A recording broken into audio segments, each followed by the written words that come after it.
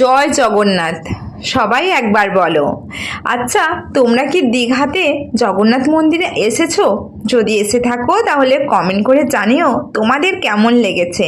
পুরীতে গিয়ে জগন্নাথ দেবের দর্শন করার সুযোগ এখনও আমাদের হয়ে ওঠেনি, তবে ভবিষ্যতে নিশ্চয়ই ভগবান চাইলে কোনো না কোনো একদিন ঠিকই যেতে পারবো।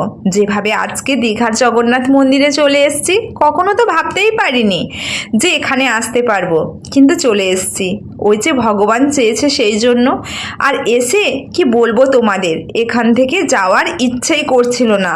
এত সুন্দর পরিবেশ, এত সুন্দর, মানে তোমাদের বলে বোঝাতে পারবো না। তোমরা যারা যারা এসছো তোমরা তো নিশ্চয়ই জানো, আর যারা আসোনি তাদের বলছি তোমরা অবশ্যই একবার এসে ঘুরে যেও।